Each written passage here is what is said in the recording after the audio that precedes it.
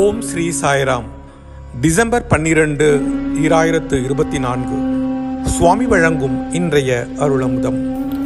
நம்முள் உறையும் தெய்வத்தை நம்மால் உணர முடியாமல் இருப்பதற்கு காரணம் என்ன? அழுக்கு படிந்த உரையினுள் அது சுற்றி வைக்கப்பட்டுள்ளது என்பதை நாம் உணர்ந்து கொள்ளாததே.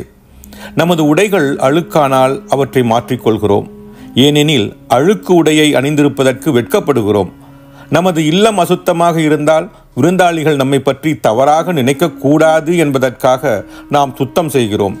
ஆனால் நமது மனங்களும் இதயங்களும் களங்கமடைந்திருந்தால் நாம் வெட்கப்படுவதில்லை.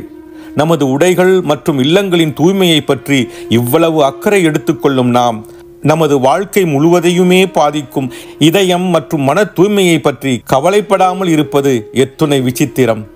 நமது இதயங்கள் மற்றும் மனங்களை தூய்மைப்படுத்துவதற்கு நாம் முதலில் செய்ய வேண்டிய பணி தார்மீகமான வாழ்க்கையை நடத்துவதுதான். நமது செயல்கள் நல்லொழுக்கத்தை ஆதாரமாக கொண்டு இருக்க வேண்டும். பிறரை நிந்திப்பதும் அவர்களை துன்பத்துக்கு ஆளாக்குவதும் மனித இயல்பிற்கு அழகல்ல. பிறருக்கு நாம் செய்யும் தீங்கு முடிவில் நம்மையே திருப்பி தாக்கும். தெய்வீக அருளுரை, ஏப்ரல் 2, 1984.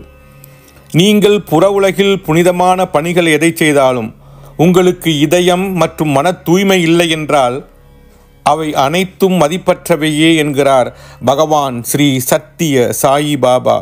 ஓம் ஸ்ரீ சாய்ராம். ஓம் ஸ்ரீ சாய்ராம். ஓம் ஸ்ரீ சாய்ராம்.